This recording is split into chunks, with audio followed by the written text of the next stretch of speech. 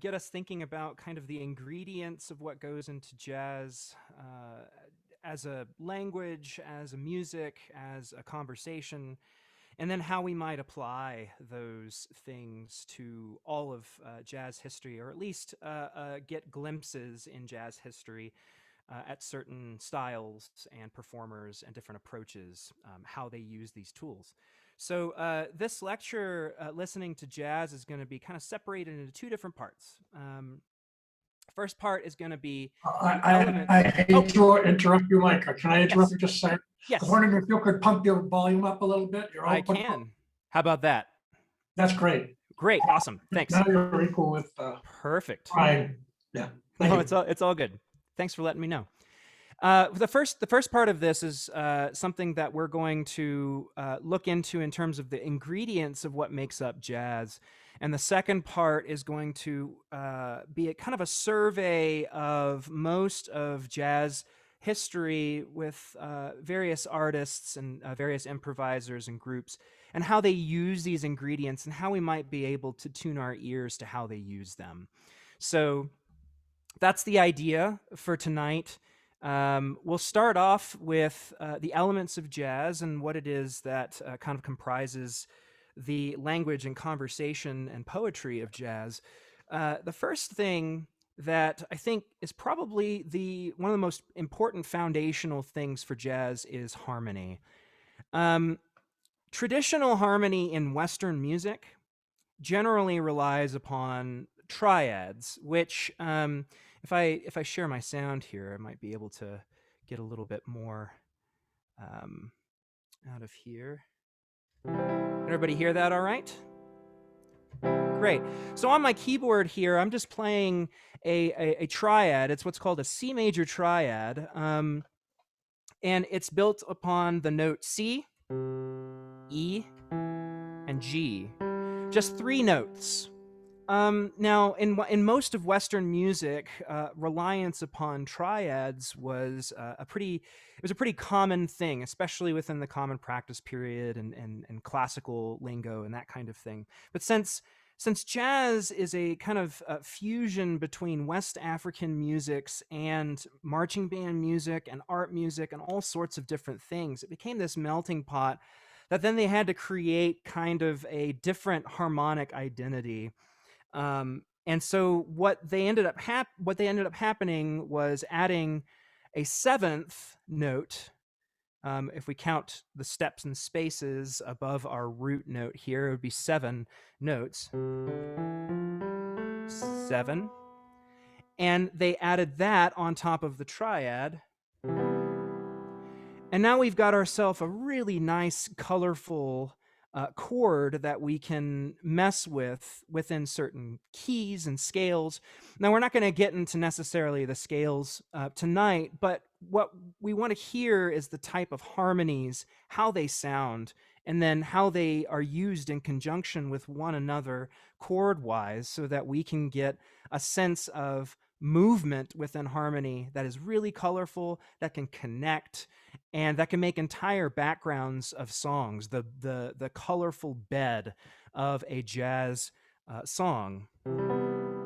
So this is what would be called a 7th chord. This is also a 7th chord. It's called a dominant 7th chord. It's a major 7th, dominant, minor. It's a half diminished and a diminished. Those are all different 7th chords, and you don't have to memorize all of them, but just the sounds of them, that's what goes into kind of the harmonic identity of jazz and how chord changes are constructed. Okay, so in a key, let's say key of C, some common chord changes in the key of, well, really in any key, you'll hear this terminology 2-5-1 used a lot. If we take the 2nd note of the scale, that would be D in key of C, build a chord on top of that. Okay? Then take the 5th note of the scale, build a chord on top of that. and then take the first. That's what's called a 2-5-1 sound.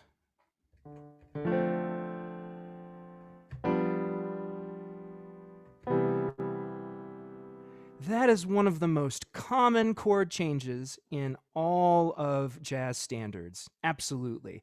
And it doesn't matter if the key center shifts or whatever, that sound is always going to be there.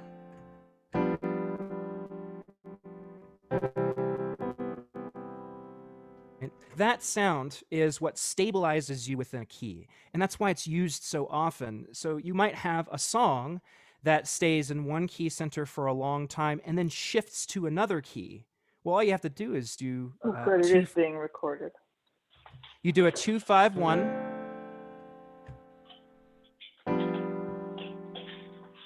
You could also do this too.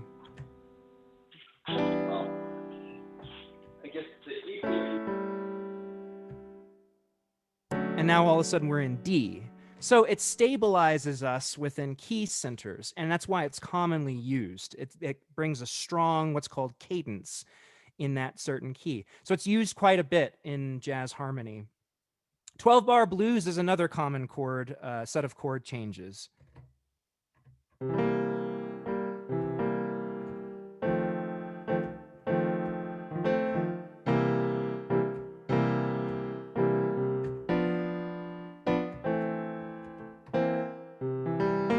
So it's just 3 different chords that are going on. We're just doing a 1 chord, a 5 chord, and a 4 chord in a key.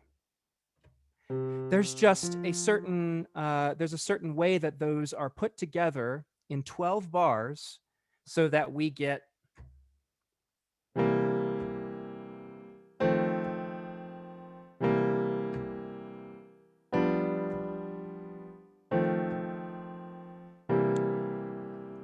a bluesy kind of sound, that within the 12 bars, we go from 1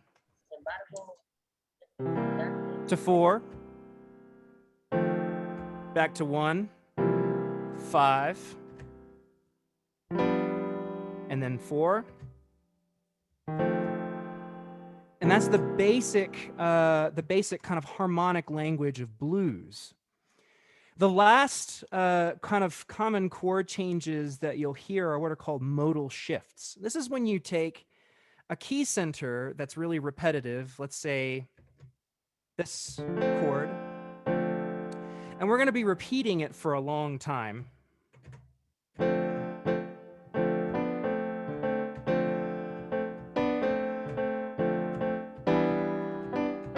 And we shift that whole chord up, that whole center up, and then we go back down. This is in the music of Miles Davis, which we'll see later on, in John Coltrane, and a lot of modern jazz. There's a lot of modal changes, but there's like a shift upward. You take literally that whole part of the song and shift it up a key and then shift it back down.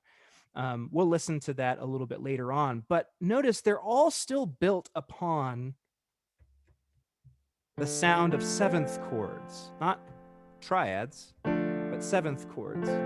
We can even add more on top of those, which are called upper extensions. It's a 9 chord, and we can keep going and keep going. And there are chord symbols for each of those things that accompanists and keyboard players and bassists, they'll all work off of those chord changes so they know exactly what to play and when. That's the basic harmonic language of jazz. The second thing about jazz is the melody. Now, I think that these are kind of on equal footing with one another. Melody and harmony, they both work together. The melody is the storyteller. These are the verses that have been written so that they can go with the jazz harmony.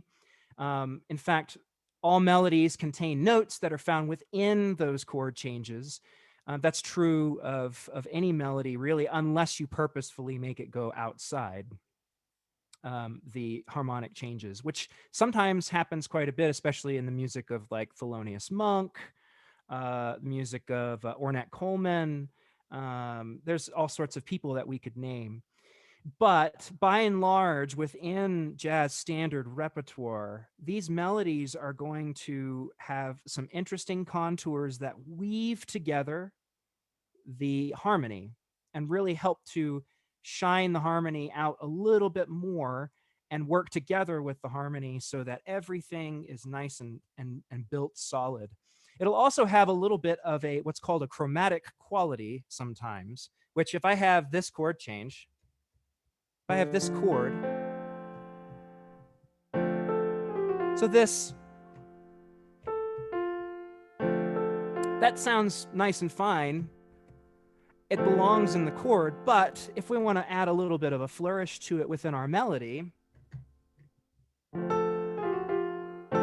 we could add kind of those in-between notes called chromatic notes, chromatic tones in between those two notes, and we get this kind of connecting quality between the chord changes. Right? So that's something else you'll find within jazz as well, is melodies don't have to just contain notes found within the chords. They'll have interesting ways of getting to those notes in the chords as well. Okay. So singers sing the melody, lead players play the melody. Sometimes there are counter melodies that are built on top of them that other instrumentalists play. But by and large, they're always going to be in the foreground, and it's always the thing that you're going to whistle or hum, the tune in your head, right? This is also a great point to approach improvisation too, which we'll talk about here in a second. So let's keep that in mind. There's also rhythm. Rhythm is probably one of the most important West African resources that has been given to jazz. Particularly when it comes to syncopation and accents, and within improvisation, where you would fit in rhythmically. But whenever we're talking about rhythm, a lot of styles are based off of tempo.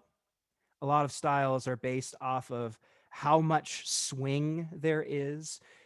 This kind of swing, boo ba-doo ba-doo ba-doo, is way different than boo ba-doo ba-doo ba-doo ba-doo ba-doo ba-doo or boo ba-doo ba-doo ba-doo ba-doo ba-doo ba-doo. There's all sorts of variations of swing that, depending on the styles that we'll talk about later, have more of kind of a lilting impact on kind of the danciness or the artistic quality, individual quality of each of these artists that do them, that perform within them. Now, this term syncopation, go back here. This term syncopation, basically it means offbeatedness. A lot of lines that you'll hear within jazz, particularly whenever it comes to improvisation, but certainly in melodies as well, is there will be this offbeatedness. If we have this as our tempo, it's kind of a medium speed, like 130 BPM, something like that. If we have something on top of this that was syncopated with it, ba-ba-doo, ba-doo, ba-da-ba-doo, ba-doo, ba-da, ba-ba-doo, ba-doo, ba-da, ba-doo, ba-doo, ba-da, so that ba-doo, ba-doo, ba-da-ba-doo, ba-doo, ba-da, ba, that is syncopation. That's being offbeat. It's almost like it's a different rhythmic tier altogether, but it ends up syncing back with the beat. It's always based off of the beat, which the rhythm player, the drummer, and the rhythm player, the bassist, and really the accompanist of the pianist and whomever else, if it's the guitarist, will work off of those rhythms to help stabilize it, but they'll also play around with the syncopation. Okay. So that's another kind of jazz identity, like a little thing that we can throw in the pot to say, man, this is the one of the most classic representations of West Africanisms, particularly when it came to their drum music and things like that, is syncopation and accents, accenting on the upbeats, accenting on in places that aren't necessarily the downbeats. Something that you'll find is that jazz players don't count 1, 2, 3, 4, 1, 2, 3, 4 like that. That's pretty square, right? They'll count 1, 2, 3, 4, 1, 2, 3, 4. 2 and 4 are important to base your accents and your syncopation off of, right? Super important. And that's how a lot of solos are improvised, is around those beats, so that you get a more kind of lilted, airy quality to, and syncopated quality to, unexpected quality to your solo. So yeah. Next is form. Now this is true for any song. We have to ask what's the same and what's different, right? A melody comes back. Well, we can consider that first melody that we hear A, right? If it comes back, we just say it's A again. We're dealing with melody, not necessarily the words. You could still have the same melody. It could have different words, but that's still AA if we repeat it, right? If we have something different, we call it B, okay? And then in our traditional song form, which a lot of jazz standards are based off of, is AABA. We think of I Got Rhythm.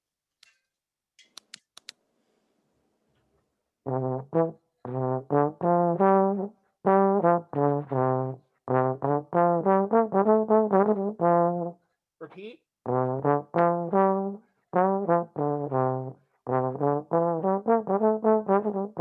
Different.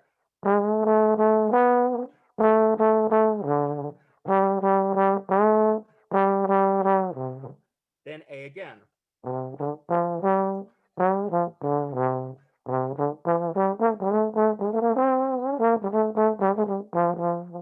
Right? So that's the way that melodies within in songs can be structured, and that includes the harmonies too. So now we have harmony, we have rhythm, we've got melody, we've got form. All of those things can go within a sequence of events from like a macro perspective. AABA, that's one way to do it. 12-bar blues is another way to do it. There are all sorts of other song forms that we can come up with, but we just have to ask what's the same and what's different, and then categorize them in our heads while we're listening. Okay, we're in A section, now we're in the B section. Well, this is different. That's C. So that's something to think about as you're listening to these tunes that we'll be listening to. The last few things is improvisation. This is probably one of the most important elements of the expression of jazz, is that performers aren't just bound to performing the tune of jazz.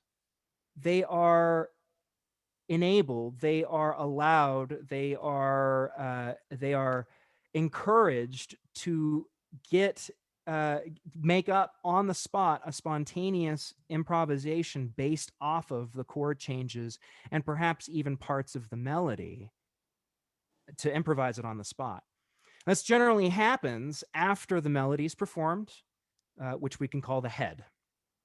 Okay, in a small combo band situation, we can have the head, which they play the tune. That's the whole form, the whole chorus. Then you can improvise per chorus that whole form, as many choruses as you want. Don't go too long; people will get mad at you.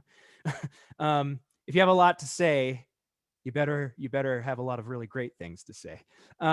But that's where the improvisation really happens, and you can trade off improvisations with other people and make it more conversational. You can do it alone, and the rhythm instruments will they'll comp behind you, meaning they'll kind of add these little tidbits based off of your solo so that they can talk with you and encourage you to do more or something different. There's a lot of interplay that goes on within these improvisational moments. That's what makes it a conversation. So with that said, what an improviser is really thinking of is the big things are tension and release. If we have this chord, we can play everything within this chord and it sound really great. That could sound really cool, you know.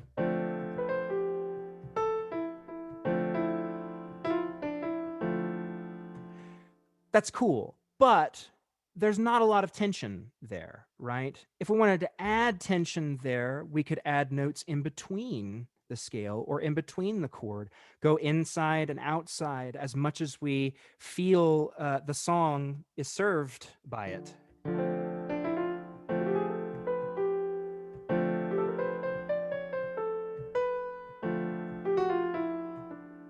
Right? There's tension in those chord those notes that are in between the chord tones, and there are so many different ways of approaching that, and this is how players really find their identities whenever they're improvising.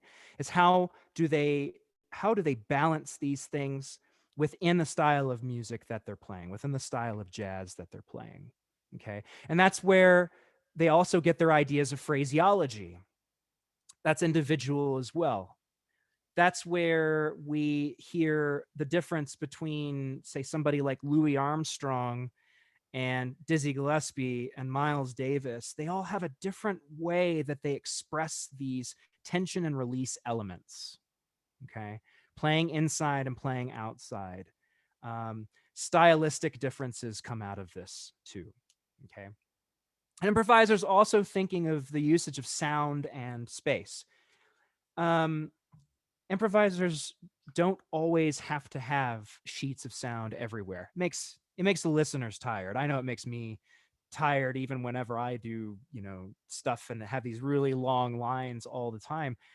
Improvisers want to break things up. We have to break things up in order to keep it interesting, keep it conversational. We want to leave room for the rest of the rhythm section to say something with what you're saying, right?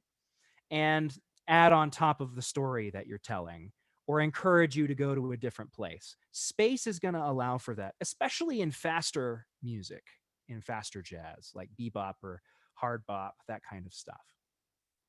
Okay. And then lastly, with improvisation, we want to say something.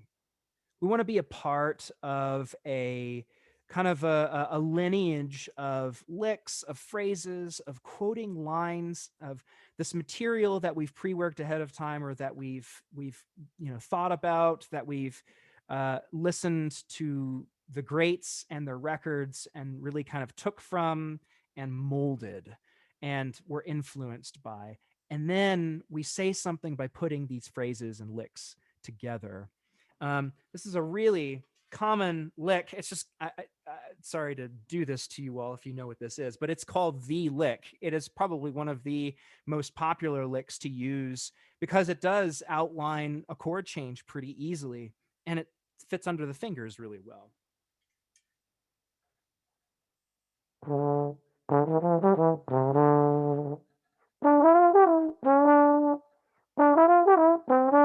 That's a really common lick that's used. And knowing that and being able to do it in a bunch of different keys means that you have that vocabulary word down to be able to use it whenever you're improvising. Or something like this.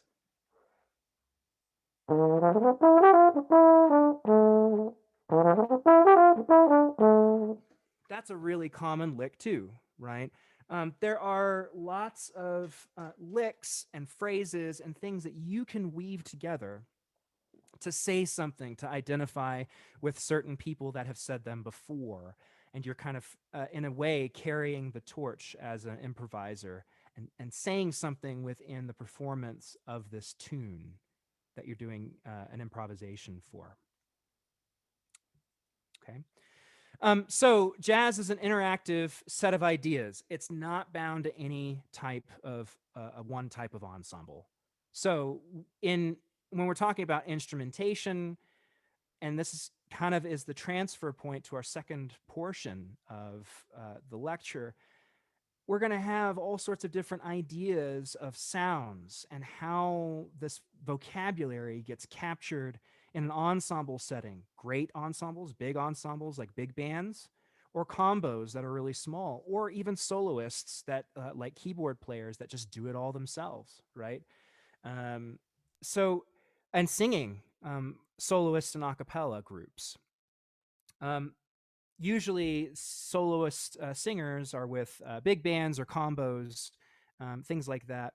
But all of these ideas are mixed and mingled and done away with, or done to the nth degree, as we'll see in a couple of examples, in all of jazz history. And it's just to show that the conversation, the interactive set of ideas, the vocabulary words, and the phraseology that's found within jazz is for all different groups, varying sizes and varying instrumentation. So, with that, um, that kind of concludes the first part. And I wanted to open it up for some questions from the first part before we get into the second part of some listening and being able to really gel these ideas in with what it is that we hear over the course of jazz history. So I'll kind of open up the floor. Guys, I've muted you all, so if you do have a question, just there you go, Bonnie. You did it right. Just unmute yourself. I was just curious, can you name any jazz artist that has broken these rules that you just mentioned and created a new venue for art? Yeah, actually, so you're already thinking ahead and you're on the right track. And this is exactly what we should be thinking about.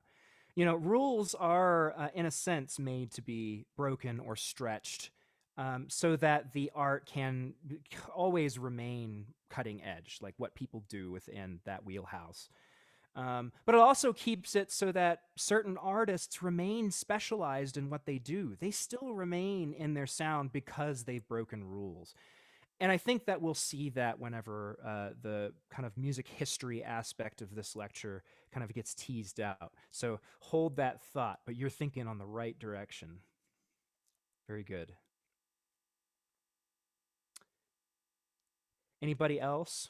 I encourage you. It seems like a lot that we just went through, but just to sum it all up, harmony, melody, rhythm, the form of a song, improvisation, and the ensemble that it can fit in.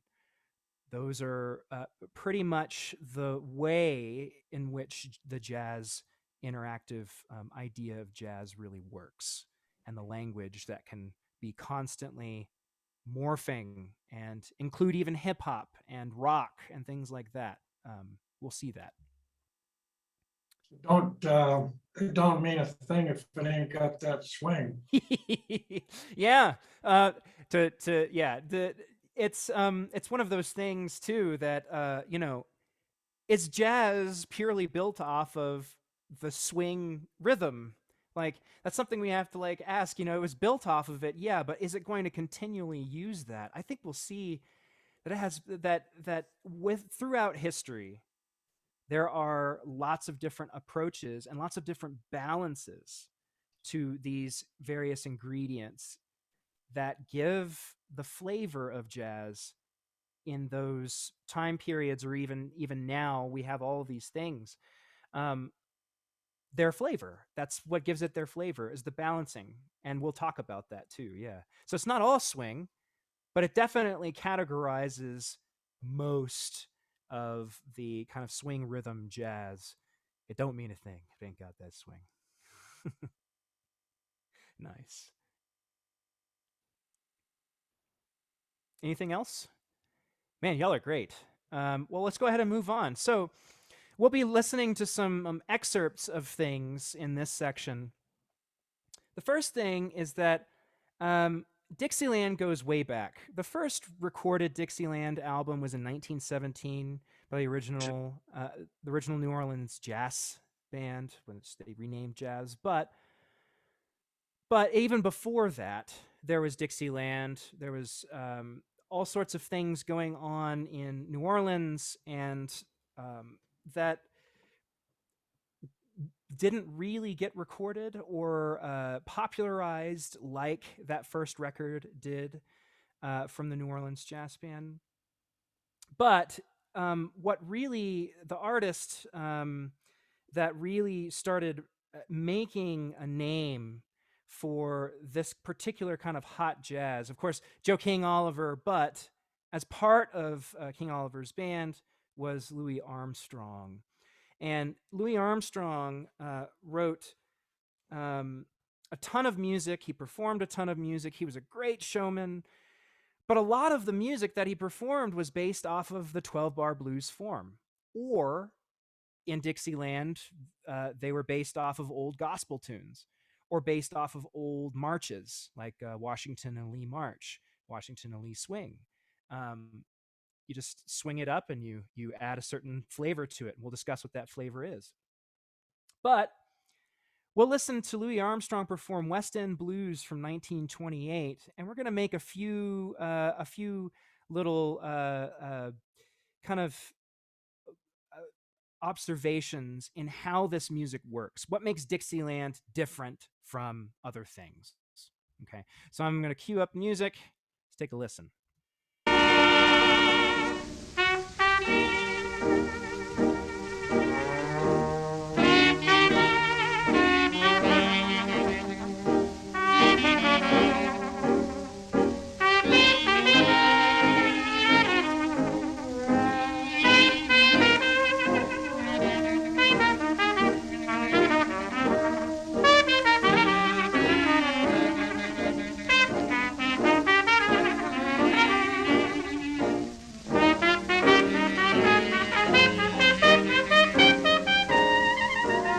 I'll go ahead and stop it there at the end of the first chorus. That was 12 bars worth of the blues form.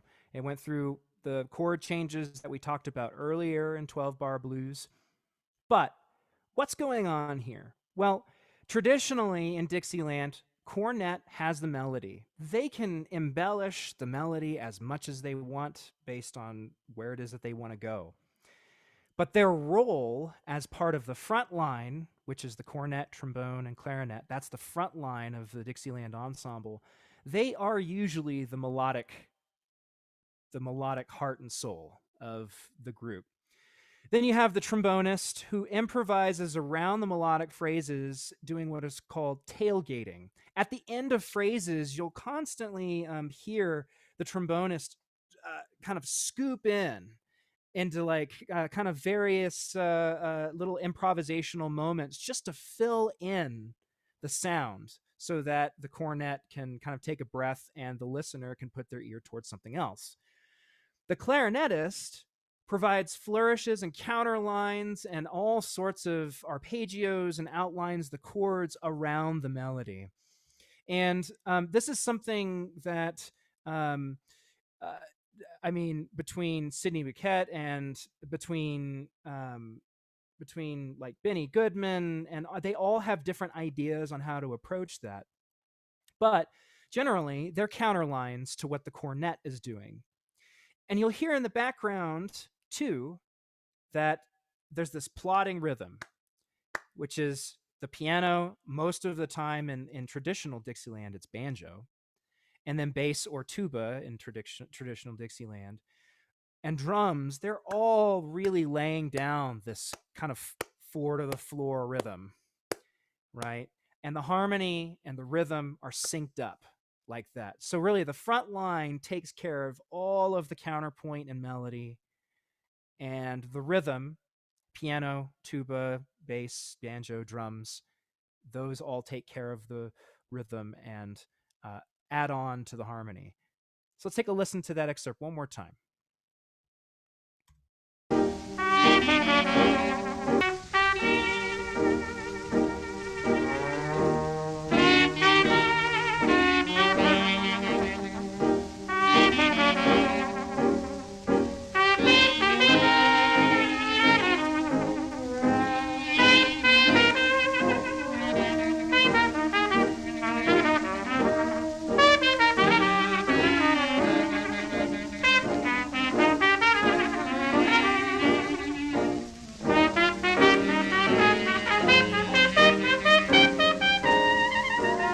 Typical jazz format, after this next chorus, they do some improvisational things based on those chord changes.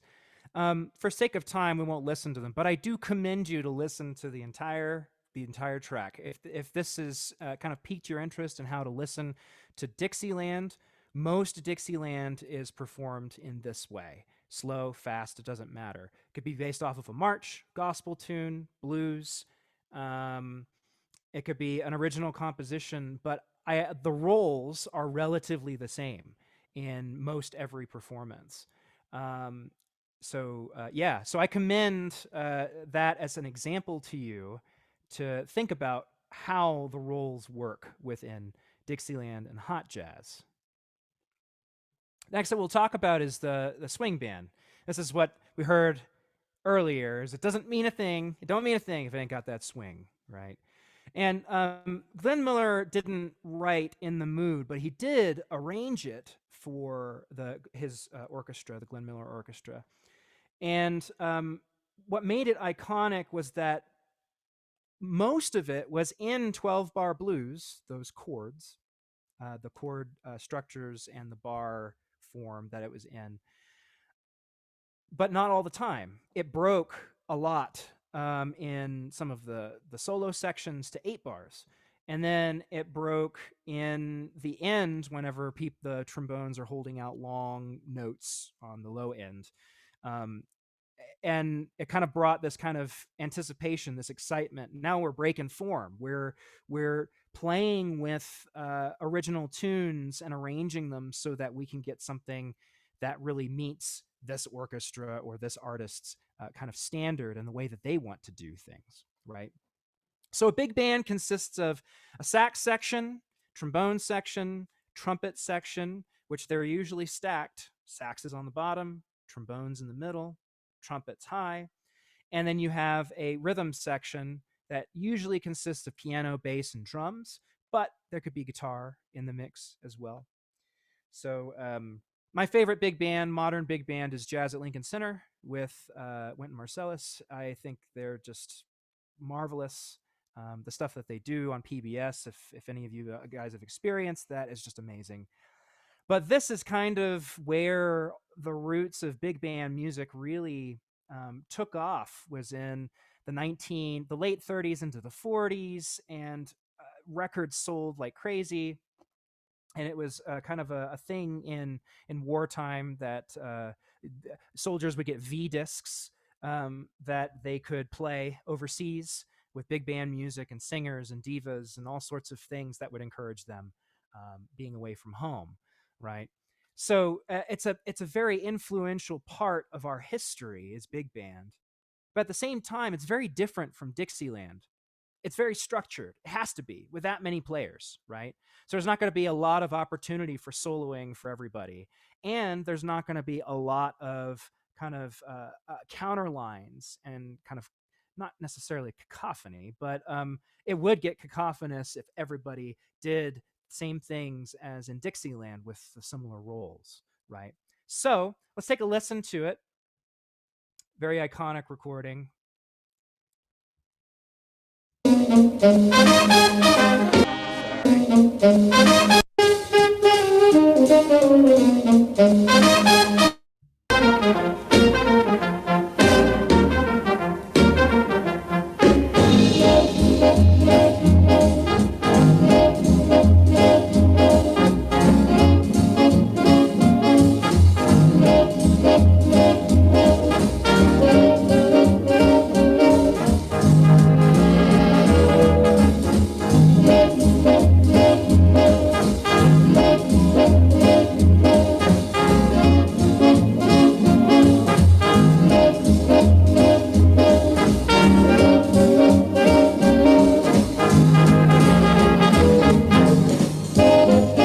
So that was the A section. The A section, it's going to go into a B section now.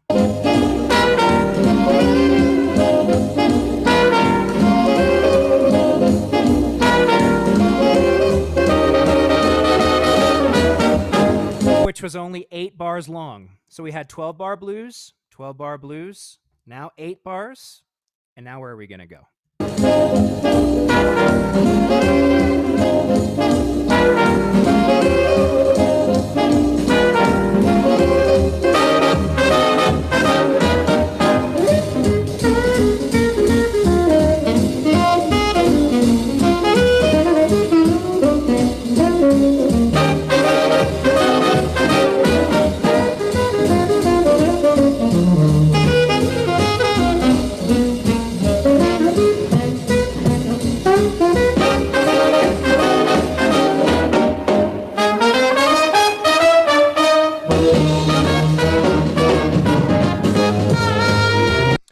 solo section with the trumpet, but I just want to kind of, for time's sake, I want to keep track of what's going on here. The saxes are the kind of the main melodic focus in most of the entire thing.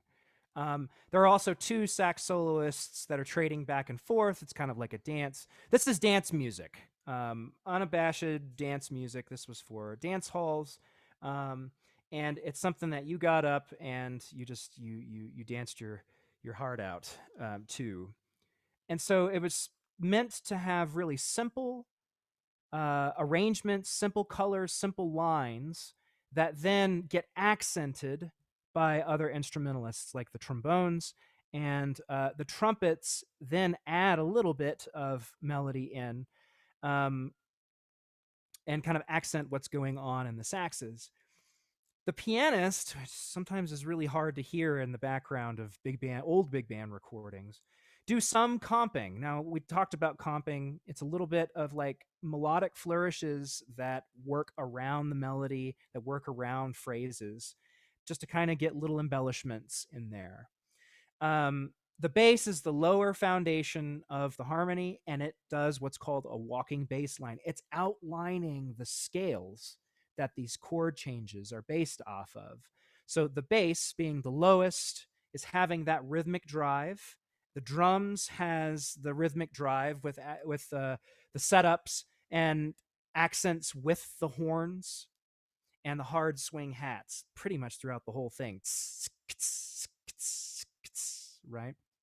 So there's a propulsion that happens in this that's really different and a little bit more laid back than Dixieland in terms of its swing, right?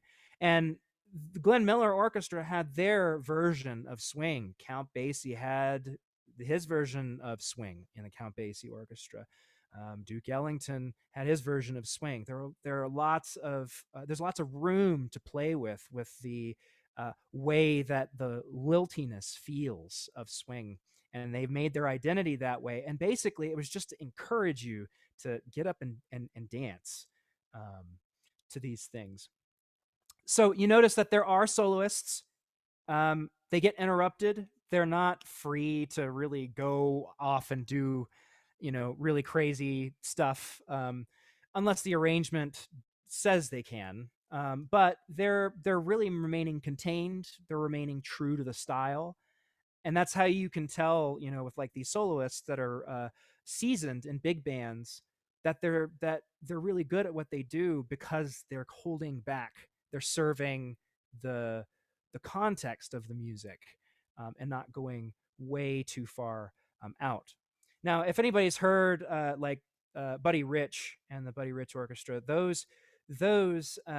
Buddy Rich Big Band, those arrangements get kind of wild and they're awesome. But it's like kind of the artistic side of big band later on in the 50s and the 60s and the 70s, when big band music was becoming more of an arranged art form rather than just something to dance to.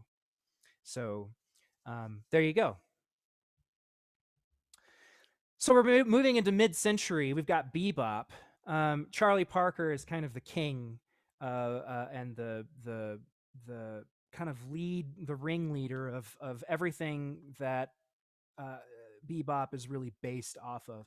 Now, it wasn't popular when it first came out. One, because there was a strike going on because artists weren't receiving royalties, so they couldn't produce records. And a lot of the things that they were doing experimentally in the early to mid 40s wasn't being really recorded, or at least wasn't being released so that the record companies wouldn't get in trouble.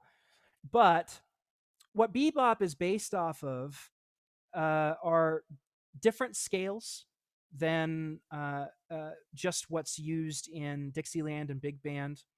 Use what's called bebop scales.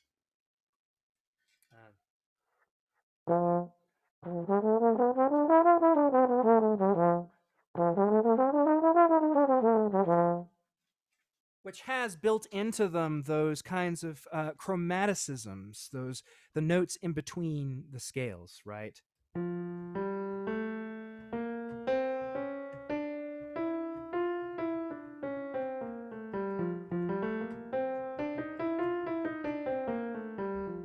Okay, there's just there's a lot to explore even in those things, and it gives a totally different sound. They're also they also improvise in in a faster tempo too. But a lot of the early bebop recordings, especially with Charlie Parker, were based off of chord changes from other tunes. So in this particular example, we're going to hear in Coco from 1945, we're going to hear a tune that Charlie Parker and Dizzy Gillespie did together. And then the improvised part are the changes from Ray Noble's Cherokee. um, it's the chord changes to Cherokee exactly, and then they go back to the head. So he didn't play Cherokee; he performed the chord changes to it and played something else on top of it, which is a pretty ingenious way of one doing something that you're really comfortable with, but at this tempo, which I think is about 300 BPM. You better have really good exercises and good licks and things under your fingers whenever you're improvising. And Cherokee was one of those things that a lot of musicians would kind of strut their stuff to. And so Charlie Parker here is making a statement about what it is that he can do. So let's take a listen.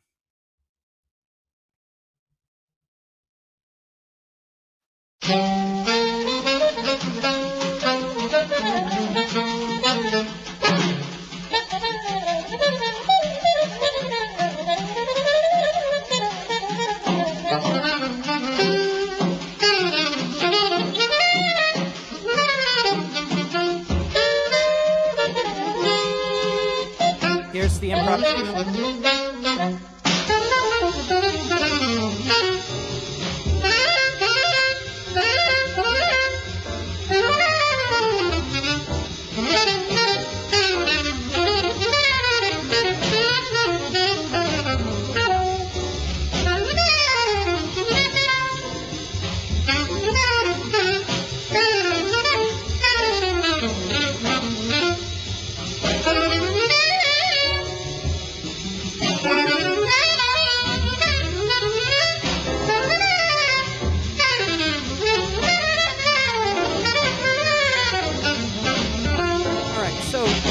Keep going with that. I think it's one of the most iconic solos in jazz history.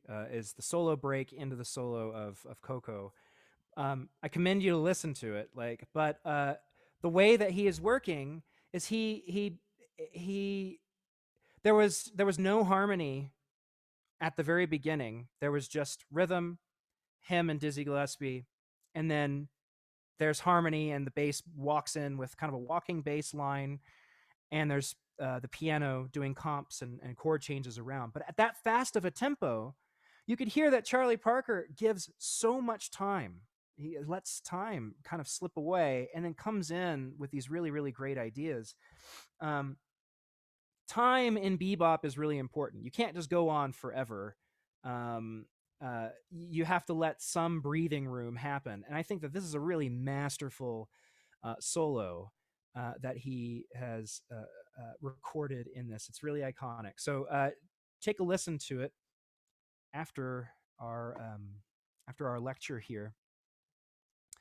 So a reaction to bebop was Miles Davis's idea of the cool jazz. Cool jazz strips things down, makes things really simple chord change wise, makes things really simple motivically, and it gives more of a feeling of being it's more color than kind of the wow factor. Although I think there is a lot of wow factor in cool jazz too, just in a different way. It's kind of the chill out music of the jazz world, right? It's meant to be very sparse. There's not supposed to be a bunch of weaving lines here and there. It's very simple and very colorful. This is where we start getting the modal shifts in chord changes. And because it's such a simple concept of taking a chord and staying on it for a long time, and then moving up to the key above it,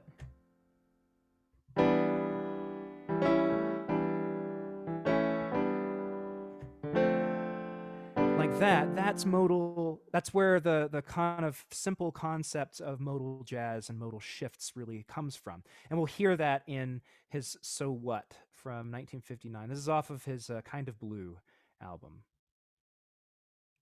Let's see if I can get the. Here we go.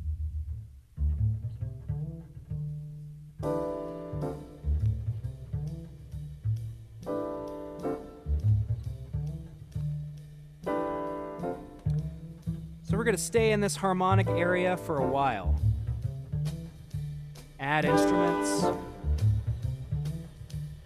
The bass has the melody, the horns are accenting the chord changes. Here we go. Now we're up a key.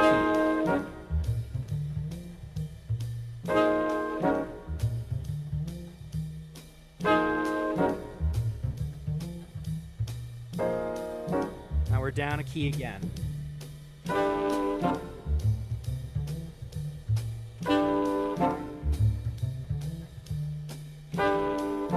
And that's the entire head. Improv.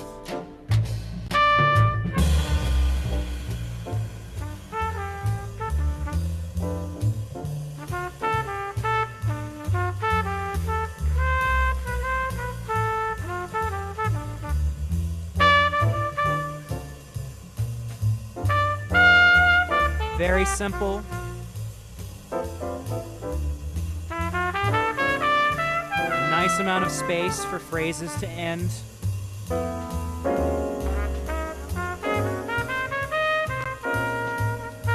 Now this is also the basis. This tune was the basis for John Coltrane's Impressions.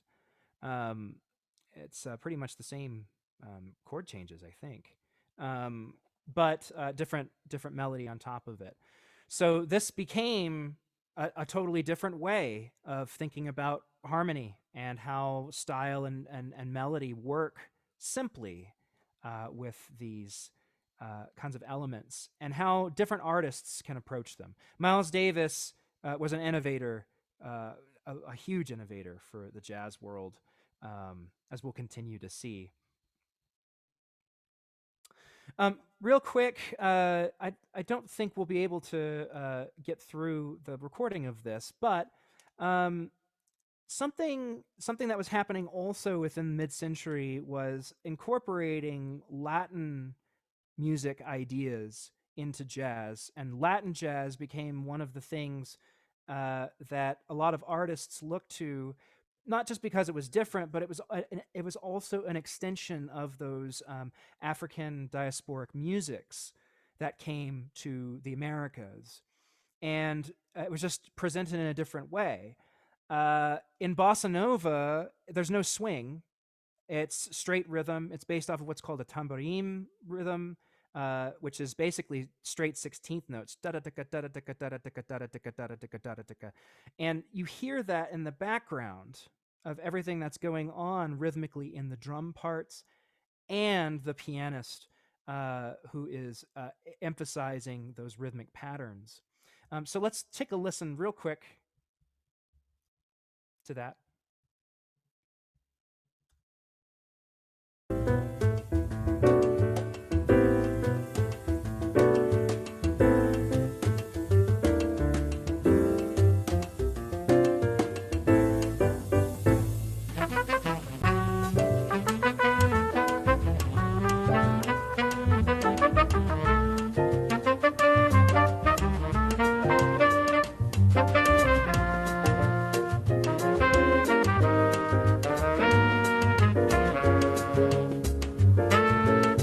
So there's no swing. You can hear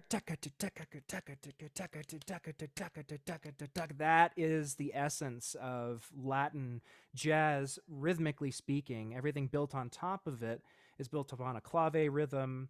There are lots of different rhythms in South America and Central America and the Caribbean, and all sorts of different ideas on how to approach this. But in terms of Latin jazz, it became influential even in North America, where people started writing in that style as well, and recording in that style. Another thing that was happening in mid-century was the advent of free jazz. Free jazz intentionally does away with a lot of the things that were being produced before it, having a lot of structure. And really, Ornette Coleman isn't the first one to really do this. I think he became the codifier and one of the most important saxophonists to really get into this kind of element of free jazz, in that he would still have forms, but the improvisations wouldn't link up with the rhythms, or maybe it would just be based off of moods and it would be completely freely improvised. These are the seeds from his The Shape of Jazz to Come album. These are the seeds for free jazz becoming more of an expressive presentation in the jazz world. Now, it was met with a lot of criticism, but not totally. People saw its value in how it was going to set a trajectory into new territory later on. So let's listen to a excerpt of that real quick.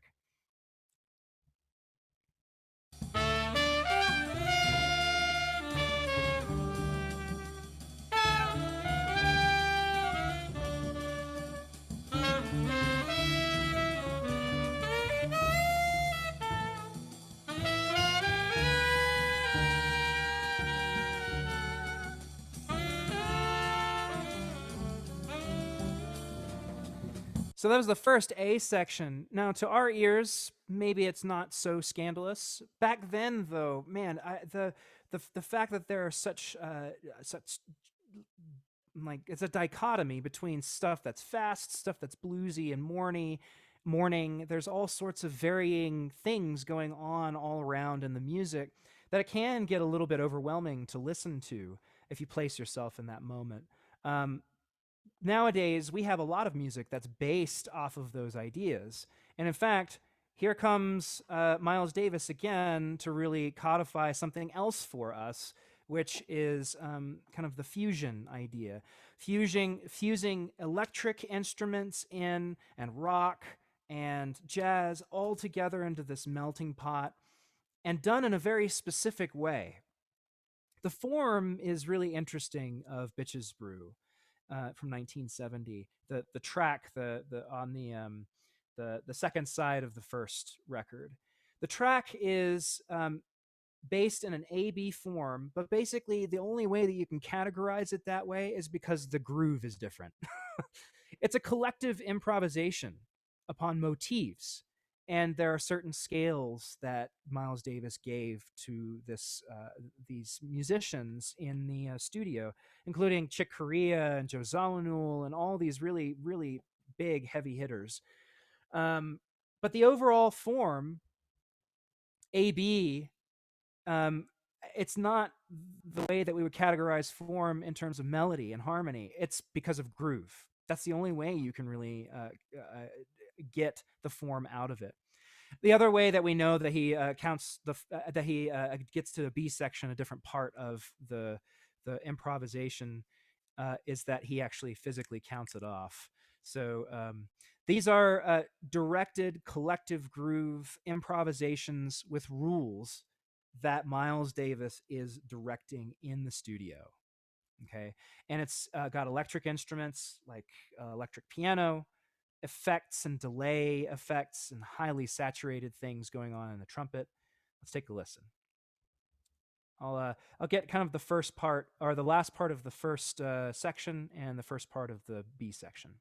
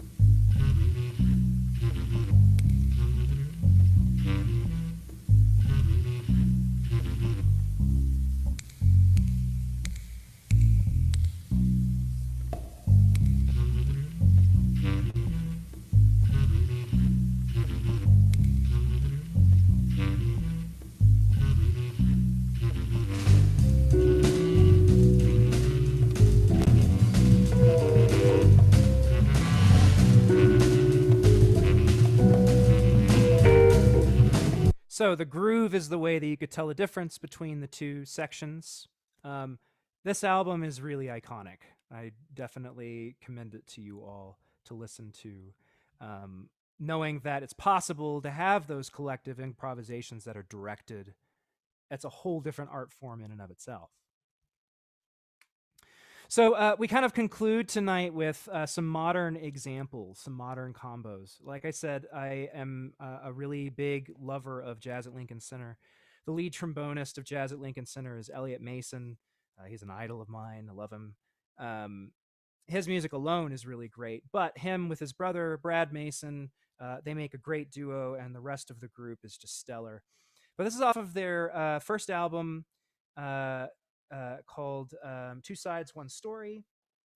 And the tune is Evil Eye. Now, what I want you to listen to are kind of the alternative harmonies that kind of feel like they're outside, and the dissonances and all of the ways that this color is different in this music rather than just tension and release being, in the moment. Sometimes it can last a really long time. Sometimes we can be outside for a long time. Sometimes we can it's like the guitarist will do um, in his little improv. He has a way to be kind of inside and outside at the same time through usage of what's called large intervallic leaps. Those are large intervallic leaps. They're not together, right? They're not linear in contour, and that's a big modern thing. Is this idea that we can leap everywhere and get from one key center to another very, very quickly, and then recover back and have as much play with the tension and release as we want to. So let's take a listen to an excerpt of that. Try and get close to the guitar solo.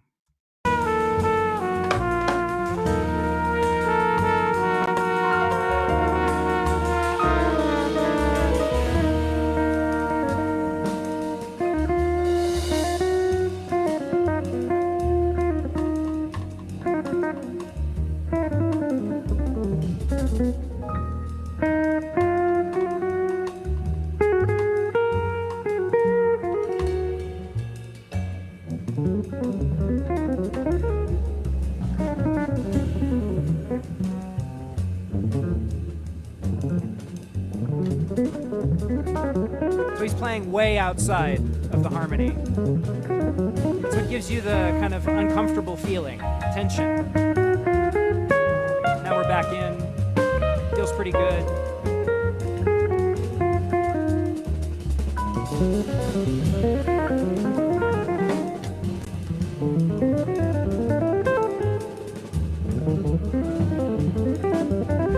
You can hear him singing in the background too. It's pretty awesome. You'll find that in common with a lot of recordings of pianists and guitarists, that they sing while they play. Lastly, this is probably one of the more, now, I mean, we could go into lots of different examples. John Zorn is more of like the microtonal free jazz kind of guy, New York-based stuff. And, and there's all sorts of other things we could talk about modern-wise, but I think this is where things shift very differently to the West Africanisms of what's called polyrhythm. Polyrhythms is when you stack multiple things, multiple time signatures. If one time signature is in 1, 2, 3, 4, another one can be 1, 2, 3, 4, 5, 1, 2, 3, 4, 5, 1, 2, 3, 4, 5. But they all share a commonality in rhythm. This. And you can stack them on top of each other. And the way that this band, which it's a Swiss band, Nick Bertsch's Ronin, the way that they approach songwriting is when all of those polyrhythms overlap so that they all meet beat one, that's when something changes in the composition. And we have kind of a traditional combo going on here of a sax, but also that he plays bass clarinet, piano, bass, and drums. Let's take a listen.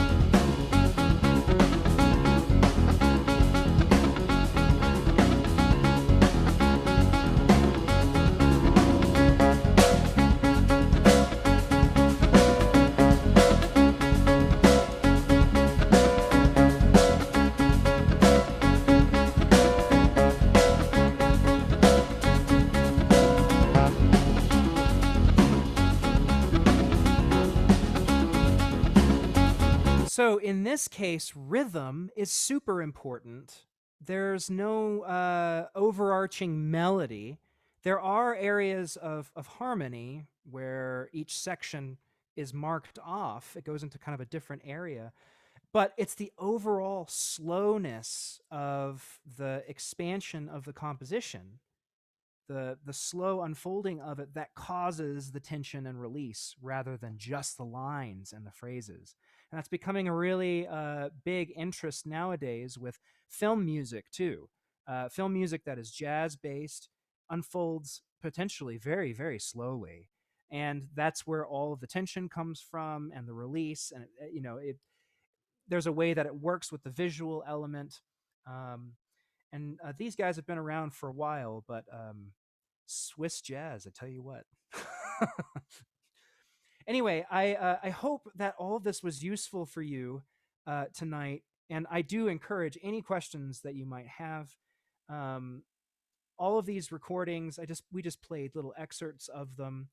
I made sure to include the forms of each of them on the slides. So if you were to go back and listen to them, follow through this presentation with those slides and pause it, take a listen to it, and really, I hope that this stuff, the language of it, the vibrancy of the vocabulary and how it's changed over time really affects the way that you listen to jazz and the way that it's composed and performed, and that we all have a different appreciation for it in that aspect. So thank you very much. I would like to open up any questions that you all might have. I have a question. Yeah. I'm a big bebop fan, and it's very hard to find live bebop. I don't know, you're familiar with any bebop bands around here? I mean, I like to go fast, one thing. And when I hear fast, I really like it.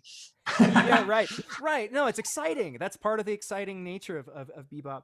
The only guy that I know of that really plays bebop really well is Lee Taylor. But he doesn't have his own solo project. I just know that he plays bebop really well. Now, I do know that Entourage Jazz, we have just recorded a new CD that's all moon-based songs, and we're really looking forward to releasing it. But one of the tunes is an older tune, "What a Little Moonlight Can Do." For you, and it's really fast, and man, his solo break is just phenomenal in it. And I think Lee Taylor is one of the local guys that I really respect and admire as a tenor player who really knows his bebop and really knows his vocabulary. And that he's just about the only guy that I can think of, though. There's a bunch of cats in the university that are becoming interested in it, but they don't play out very often. So maybe I should encourage that for them. But yeah, I agree with you. I don't hear very much of it around town either. Yeah, it's terrible. I mean, he's such talent. And they're Oh, sitting yeah. around on a Saturday night, it just Oh yeah. bums me out. Yeah, same. But when there's a need, somebody will eventually fill it. So, especially with all the venues starting to open up because of the COVID-19 thing, maybe people will get thinking about that. Yeah. So, Well, us at the Jazz Workshop might be thinking about that because we're talking now about our season for the summer and what we can do this summer. We're excited to bring a lot of great jazz to everybody here. Yeah, we've got time for more questions, but I just wanted to thank you all for coming and attending. Micah, that was incredible. You you did in an hour what Ken Burns did in 14 hours. man, it was sometimes hard getting the choices, up there, but Yeah. yeah, it's hard to distill everything down. Jazz, there are so many different ways to present the vocabulary and ways to perform this stuff, man. And so I just had to kind of go with my influences and my gut about these things too, and like in the experience. My dad was a jazz guitarist. He never played a gig in his life. He played one gig for a friend's wedding. But man, I heard this stuff growing up. I heard him practicing lines and licks, and He would play blues and all sorts of different things. And there's a whole aspect to the way that he does it that I don't do. But there are a ton of things that I do that I've instilled in me because of his playing. And that's the thing too. This is music that's meant to be passed on orally. It's not heady. It's not supposed to be heady. I think the academic nature of jazz can really cause people to go, oh, but that wasn't originally how it was. Originally, this was something that you sat down, you listened to a record, you learned new things every time you listened to it, and you put it like within you to pass it on. And in that aspect, it's life changing art music. So So yeah. guys, again, I remind you, this will be on our website, nmjazz.org. If you enjoyed this evening's lecture, please go there and make a donation to the New Mexico Jazz Workshop. Again, thank you so much, Micah. And if there's any other questions, right now would be the right time to ask them. Micah, this is Bami. Yeah, Bummy. I inherited a lot of 78s from my family, and these are from the 1920s and 30s. And, all of them say foxtrot at the Uh-huh. bottom, but some of the things you mentioned about the big band, swing, Glenn Miller, they seem to be incorporated in it. And I was wondering, what back then, was that jazz, or were they just kind of using jazz melodies and in other kinds of music? In terms of the dance, I know that foxtrot was one of the dances in early big band music that was associated with live dances, with big band stuff, until swing dancing became kind of its own thing. There's also like the Charleston, and there's oh goodness, I can't think of them all right now. Just early dances that really played into the way that swing dancing morphed. Foxtrot's one of them. There was also a big French thing too. French jazz in the 30s was it was different because they were trying to find their own way to incorporate like Frenchisms in with American jazz so that they could make it theirs. And dance was one of the bigger ones. So the Beguine being one of the kind of dances that kind of came out of that became theirs. And Foxtrot was one of the things that was exported along with jazz, and people had to kind of find their way to make it work with the music and with their cultures and their country. So I think dance is a little bit of less of the niche that I do. But I do know that Foxtrot was a big part of the way that swing dancing morphed. Yeah, it was kind of one of the earlier, because it was originally ballroom stuff. I mean, Mhm. that's why a lot of instruments from like the 20s and 30s, they say that it's the ballroom model, right? Well, ballroom dancing in the 30s meant that jazz was going to be associated with it. Um, so even if you were doing ballroom dancing like foxtrot and things like that, it was slowly, being put into kind of the swing style. So yeah, that's a good question.